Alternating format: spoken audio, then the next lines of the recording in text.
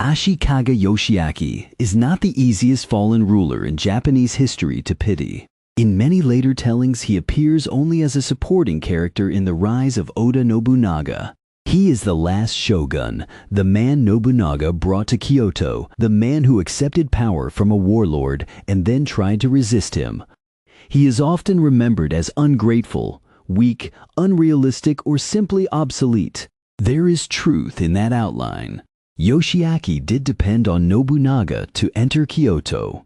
He did become shogun with Nobunaga's military support in 1568, and in 1573, Nobunaga forced him out of Kyoto, an event traditionally treated as the effective end of the Ashikaga shogunate.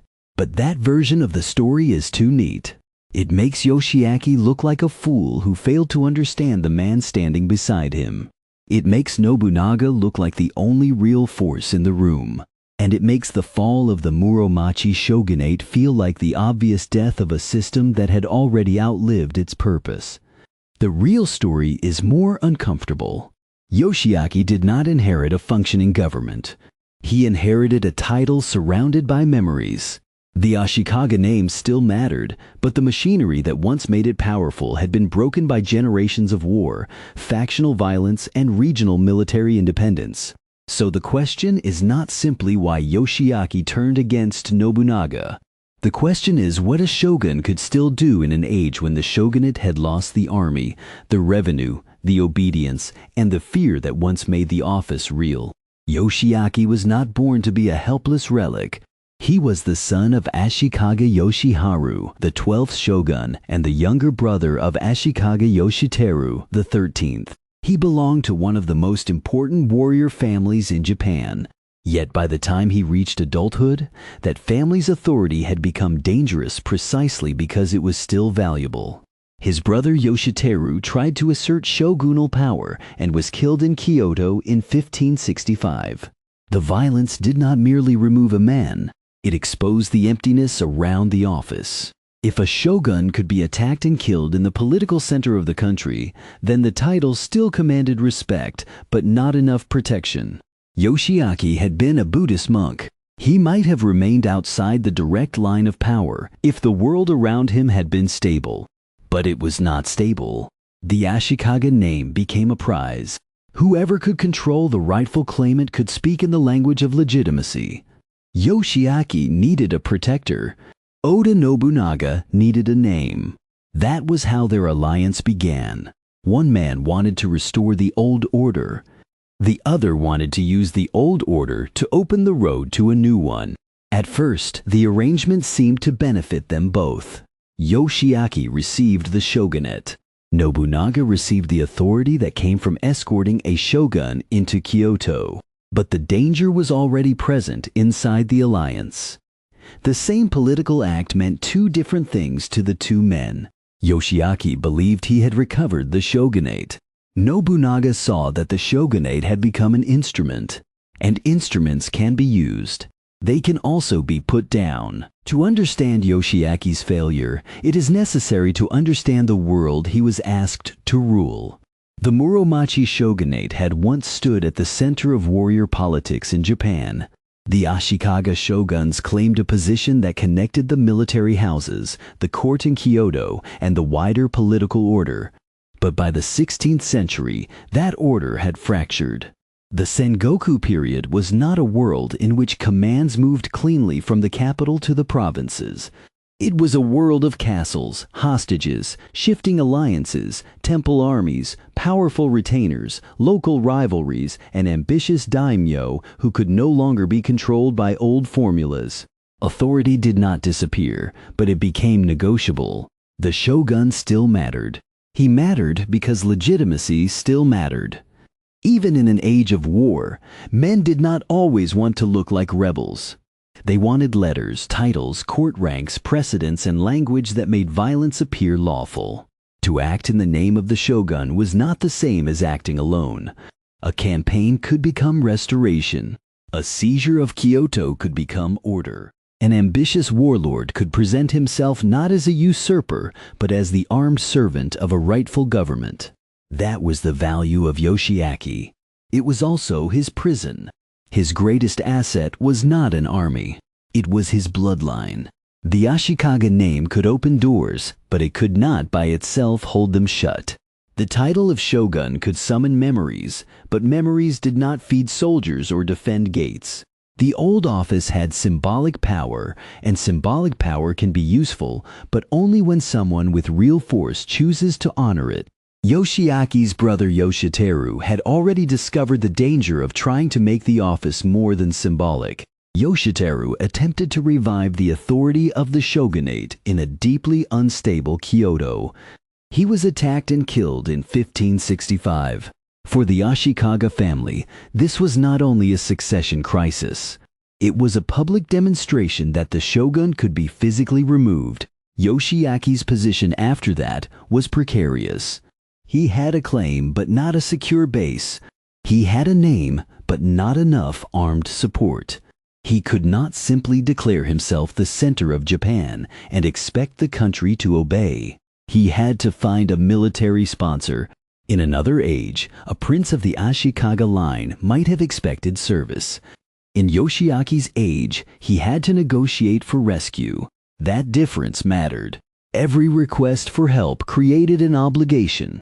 Every protector became a potential master. The very act of seeking restoration placed Yoshiaki in debt to the man who could make restoration possible. Several powers might have tried to use him, but the man who eventually moved decisively was Oda Nobunaga. Nobunaga was not yet the ruler of Japan. He was a rising daimyo from Owari who had already defeated powerful enemies and was expanding his position. He understood the value of Kyoto. He also understood that entering Kyoto without a legitimate cause would invite resistance.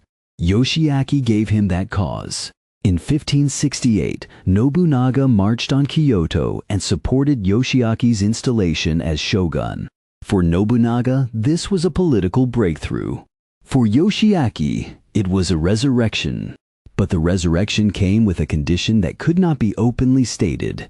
The new shogun owed his throne to a warlord whose ambitions did not end at service. For a brief moment, Yoshiaki and Nobunaga could pretend their interests were aligned. Yoshiaki needed Nobunaga's army. Nobunaga needed Yoshiaki's legitimacy. Kyoto needed some form of order after years of factional disorder. Court nobles, temples, merchants, and warrior houses could all read the arrival of a recognized shogun as a sign that the center might be restored. The forms were impressive. A shogun had returned. The Ashikaga name had survived. Nobunaga could present himself as the man who had restored rightful authority rather than as a conqueror acting for himself. Yoshiaki could issue commands with the prestige of the office behind him. But power is not only a matter of form. It is a matter of who can compel obedience when form is challenged. Yoshiaki's problem was that his office looked stronger than it was. Nobunaga's advantage was that his military strength could be translated into political authority faster than the old order could contain it. The two men were not standing inside the same political imagination.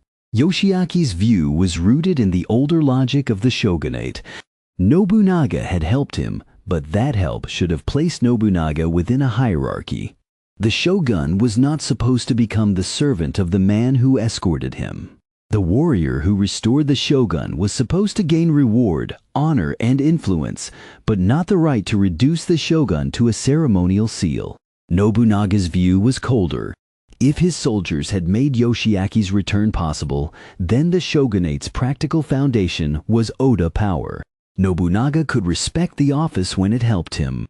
He did not intend to be trapped by it when it obstructed him. This tension did not appear all at once. It grew through decisions, appointments, letters, restrictions, and rival networks. Yoshiaki wanted to act as a real shogun. Nobunaga wanted the shogunate to serve a new political reality. Each man could accuse the other of violating the bargain. From Yoshiaki's perspective, Nobunaga was a protector who had become overbearing. From Nobunaga's perspective, Yoshiaki was a client who had forgotten why he was sitting in Kyoto. The alliance was never equal, but it could not survive once both men stopped pretending it was. If Yoshiaki accepted a purely symbolic role, then he would be shogun in name only. If he tried to become more than symbolic, he would have to resist Nobunaga. There was no stable middle ground.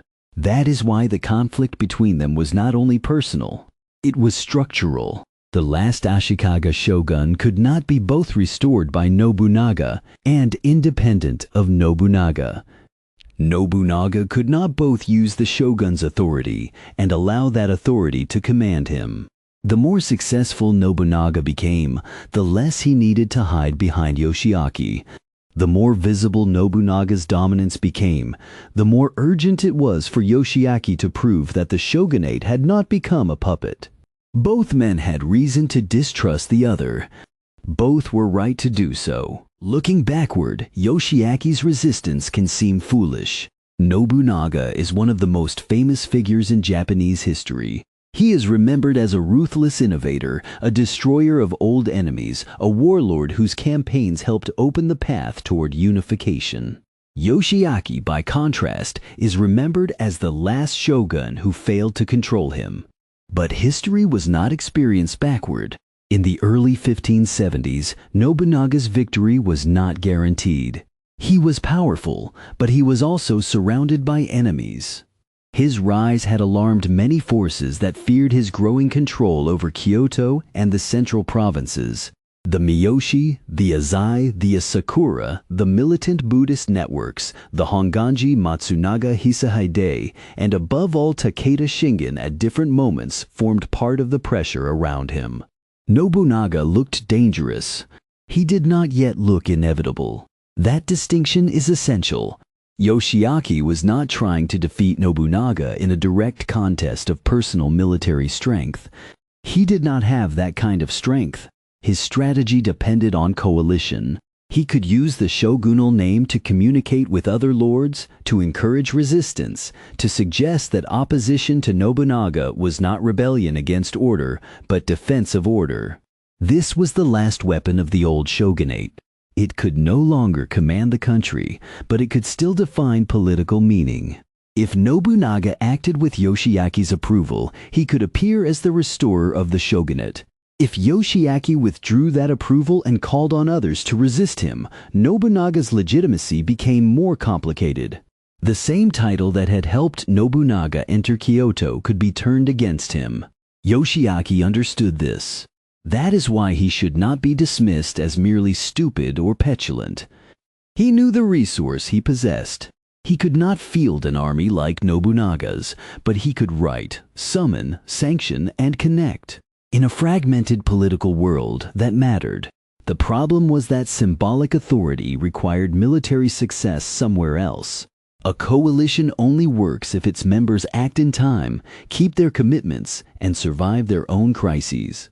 Yoshiaki could encourage anti-Nobunaga forces, but he could not fully control them.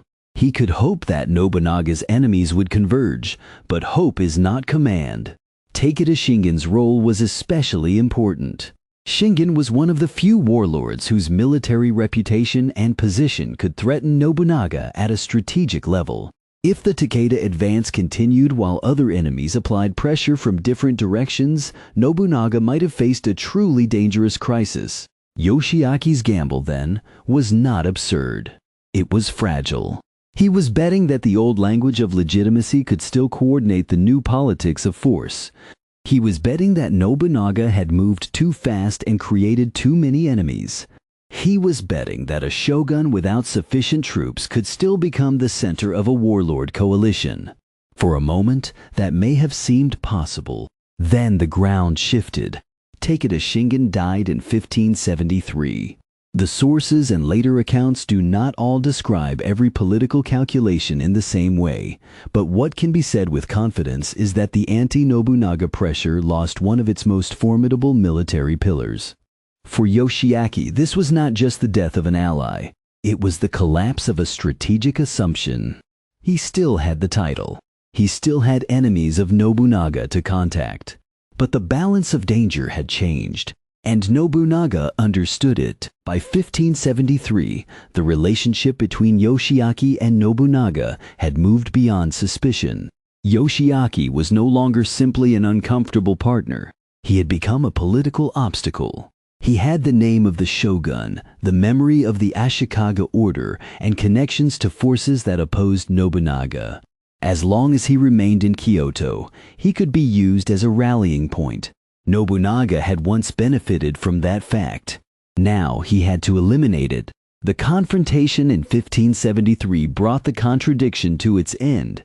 Yoshiaki resisted Nobunaga and sought support from hostile forces. Nobunaga responded with military action. Yoshiaki was defeated and driven from Kyoto. Britannica summarizes the outcome directly. Nobunaga forced Yoshiaki into exile in 1573, ending the Ashikaga shogunate and becoming the de facto leader in Japan. But the word ending can mislead us if we imagine a clean ceremony. The Muromachi shogunate did not fall like a palace collapsing in a single night. It had been hollowed out long before. What happened in 1573 was the removal of the last Ashikaga shogun from the political center. The office that had once claimed to organize warrior rule no longer had the force to defend its own holder. That is what made the event so decisive. Yoshiaki was not executed in some final dramatic scene. He did not disappear from life. He survived for decades after his expulsion and died in 1597. This survival makes his fall more revealing, not less. A dead ruler can become a martyr. A defeated ruler who lives on without power becomes something more uncomfortable. He becomes evidence that the title was no longer enough.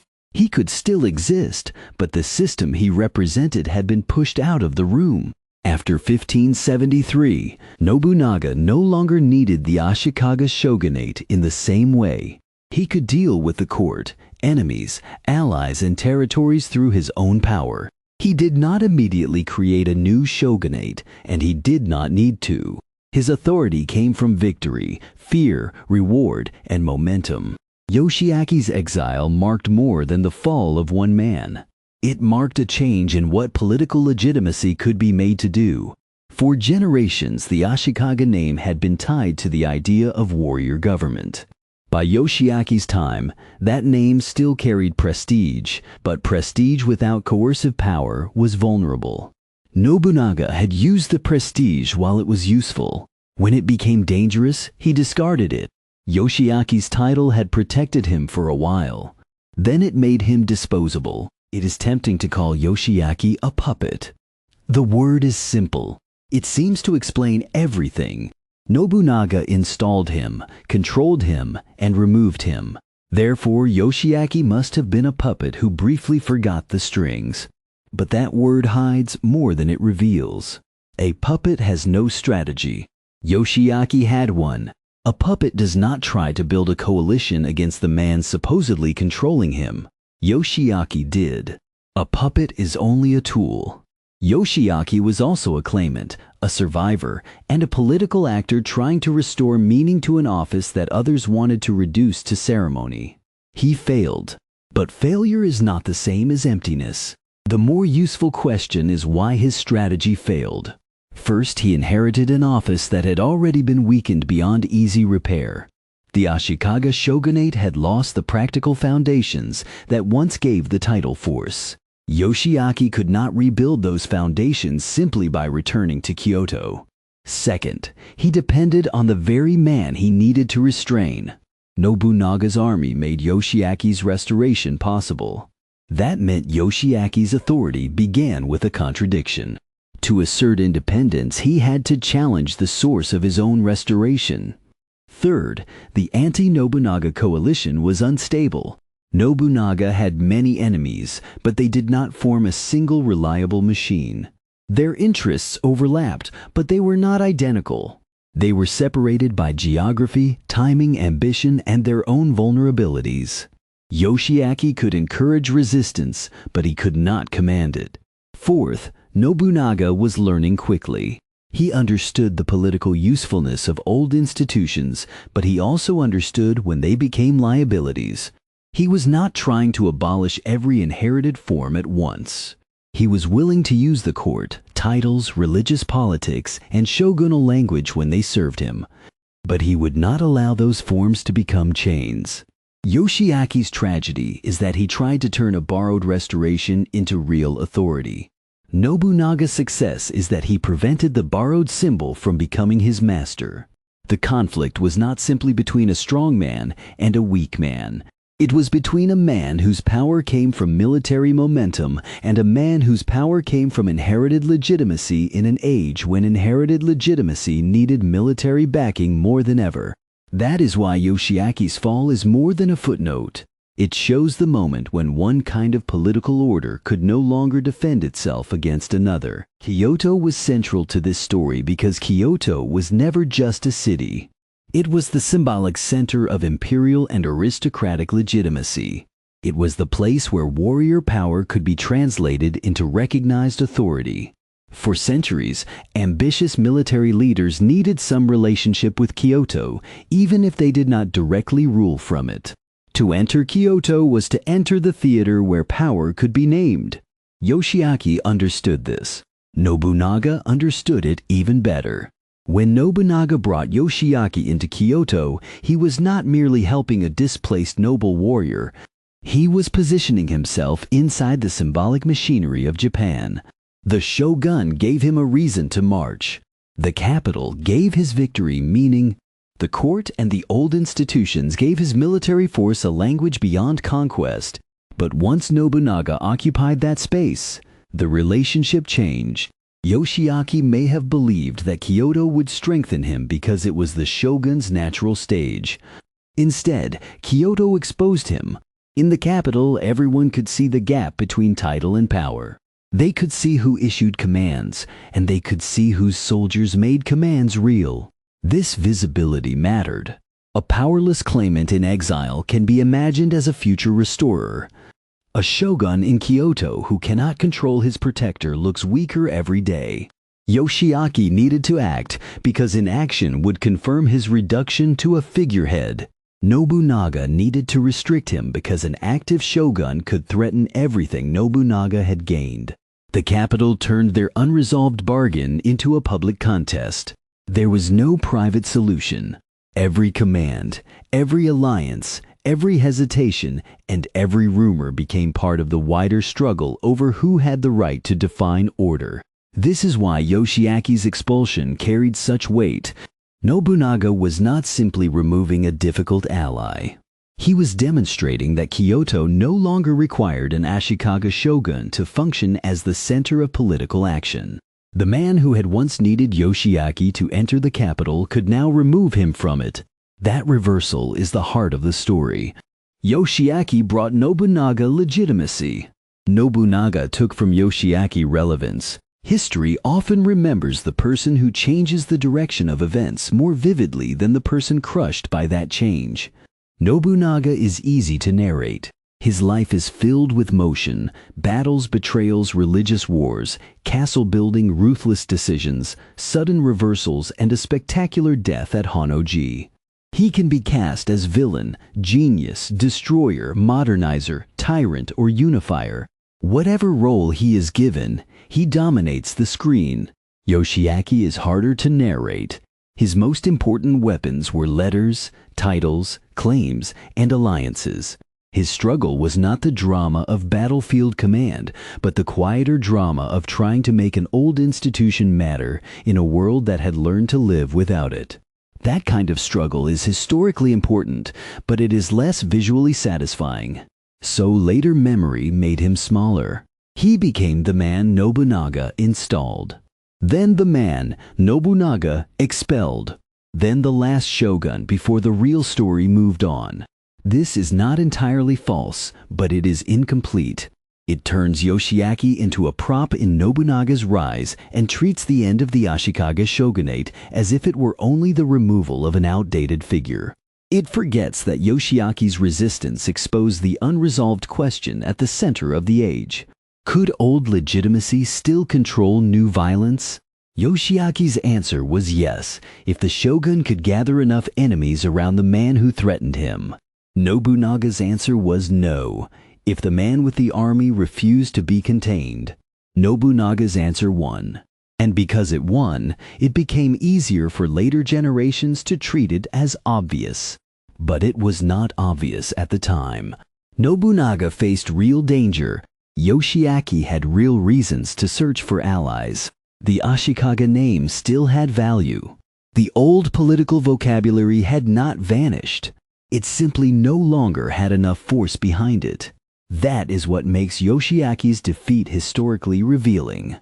He did not fail because he misunderstood that power mattered. He failed because he believed legitimacy could still organize power against a man like Nobunaga. In another century, that belief might have been reasonable. In his century, it was not enough. After his expulsion from Kyoto, Yoshiaki's political life did not end immediately, but its center was gone. He sought protection elsewhere, including among forces hostile to Nobunaga. Later accounts trace his movements beyond Kyoto, and the broad historical memory is clear. He survived as an Ashikaga figure, but no longer as the effective shogun at the center of Japanese politics. This matters because it separates the end of power from the end of life. Yoshiaki lived long enough to see the world move beyond the assumptions of his youth. Nobunaga himself would die in 1582, betrayed by Akechi Mitsuhide at Honnoji. Toyotomi Hideyoshi would rise after him. Tokugawa Ieyasu would eventually create a new shogunate in 1603, but it would not be an Ashikaga restoration. It would be a different political order built on different foundations.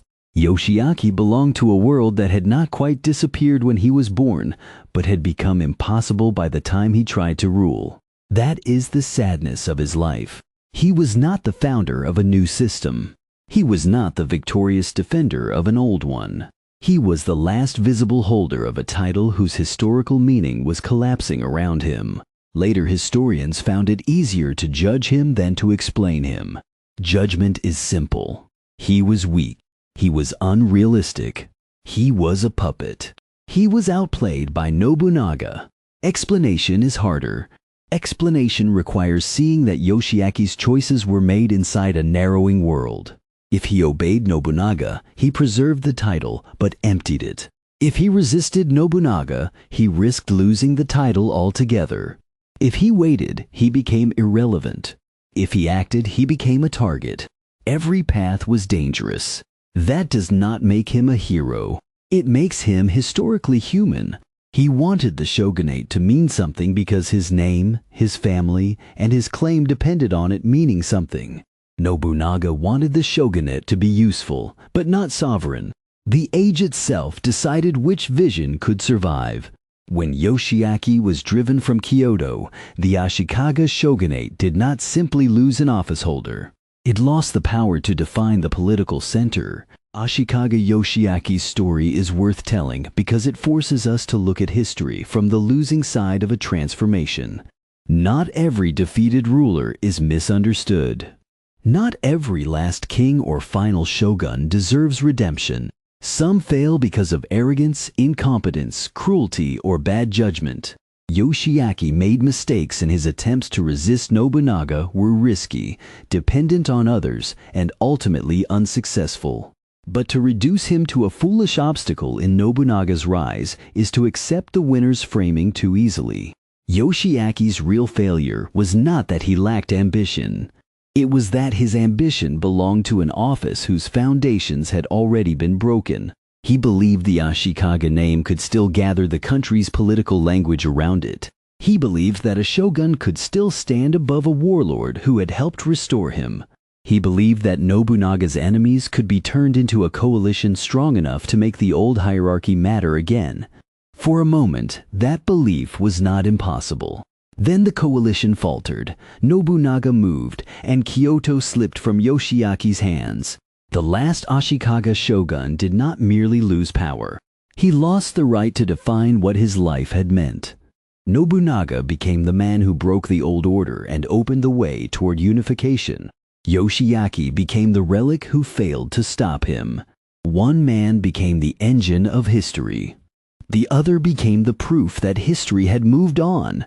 But the end of the Muromachi shogunate was not only the story of Nobunaga's strength. It was also the story of a title that still mattered until suddenly it did not matter enough. Yoshiaki's life shows how political orders die. They do not always vanish when their names disappear. Sometimes the name survives after the power has gone. Sometimes the ceremony continues after obedience has ended. Sometimes the last man to hold the office discovers that everyone still recognizes his title, but no one fears disappointing him. That was the world Yoshiaki inherited. That was the world Nobunaga exploited. And in 1573, when Yoshiaki was driven out of Kyoto, the old order did not end with a formal announcement. It ended when the man who had been restored as shogun realized that the warlord who restored him no longer needed him at all.